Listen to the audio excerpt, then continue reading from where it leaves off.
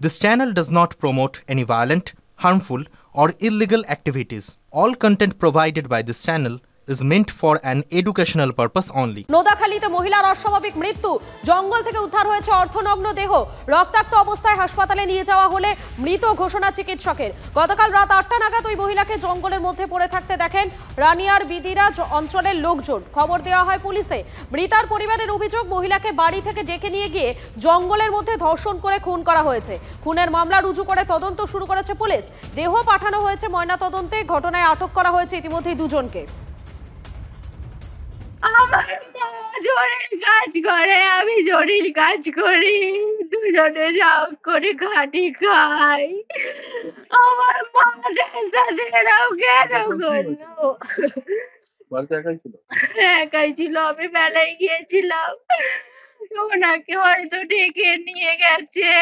ওই যে বাড়ি কলি, ওনার নাম কলি, আমি যতটুকু জানি ওনাকে সবাই কলি বলে চেনে। আর এই বাড়ির বাচ্চা ছেলেটা আমার মাকে ডেকে নিয়ে গেছে, আমার ভাইকে বাইকে করে ঘুরতে নিয়ে গেছে কালকে সন্ধ্যাবেলা। আবার এখানে হচ্ছে বসিয়ে দিয়ে গেছে। আমার ভাই আমার মাকে খুঁজে পায়নি।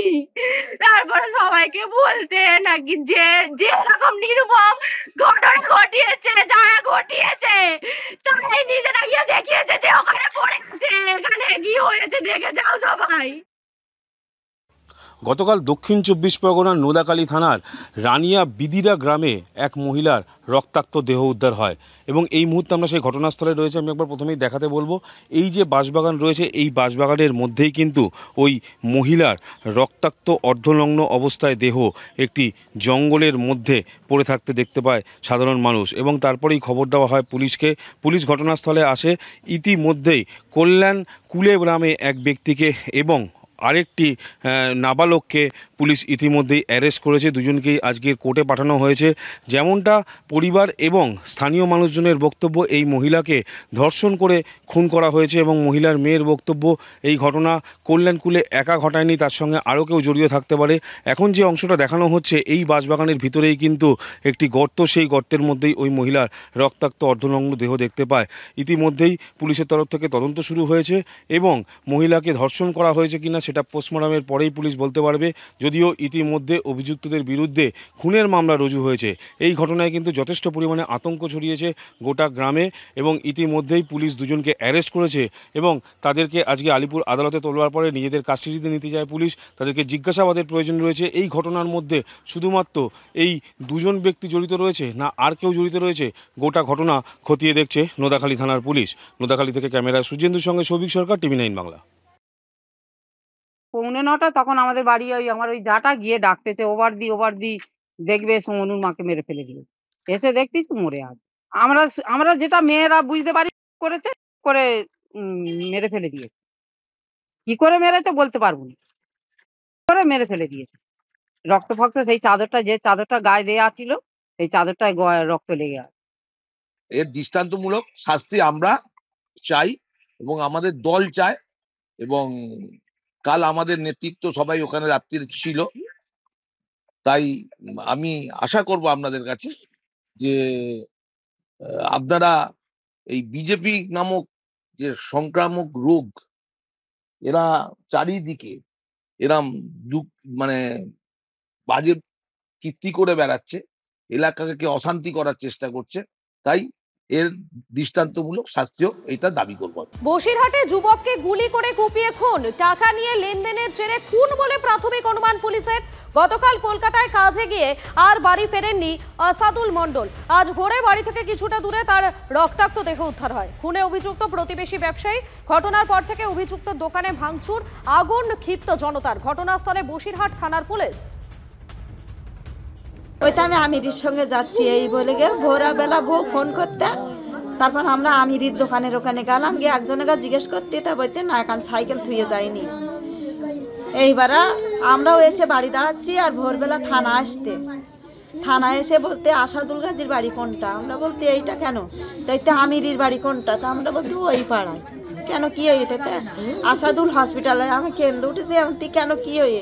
তাই তো হসপিটালে চলো, কেঁদো না, কোনো অসুবিধে নেই। এবার আমিরির ওখান থেকে তুললে গেল, আমরা হসপিটালে গেছি।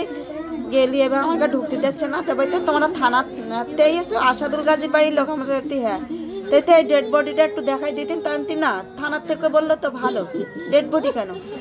এইবার বলতে মনে হচ্ছে ওনাকে গুলি করে, বলতে এরা জানে না।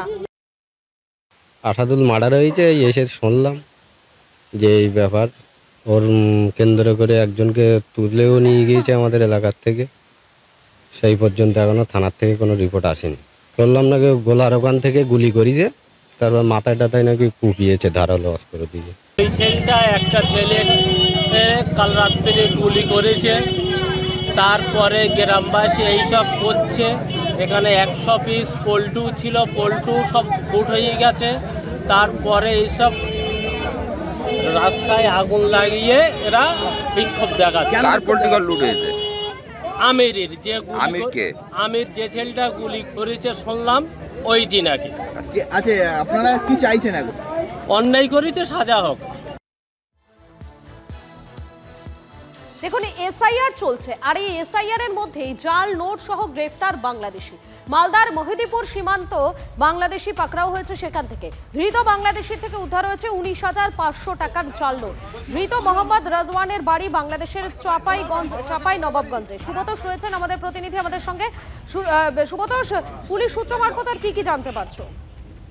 দেখো, নাম হচ্ছে রাজওয়ান এবং তার বাড়ি হচ্ছে চাপাই নবাবগঞ্জ জেলা শিবগঞ্জ থানা এলাকাতে এবং খরিয়াল গ্রামে তার বাড়ি মূলত। এবং খুব স্বাভাবিকভাবেই অন্যান্য যাত্রীদের মতো কিন্তু পাসপোর্ট ভিসা নিয়েই কিন্তু মালদার মহদিপুর সীমান্ত দিয়ে ভারতে প্রবেশ করে এবং সেখানে 119 নম্বর ব্যাটালিয়ন তারা তাকে চেক করছিল এবং চেক করার সময় হঠাৎ করে তার কাছ থেকে প্রচুর জাল নোট পায় এবং সেই জাল নোট পাওয়ার পরেই তারা আলাদা করে নিয়ে গিয়ে তাকে জেরা করতে শুরু করে। এরপরে তারা তাকে আটক করে এবং ইংরেজবাজার থানার পুলিশের হাতে তুলে দিয়েছে। ইংরেজবাজার থানার পুলিশ তাকে গ্রেফতার করেছে। ধন্যবাদ সুব্রত।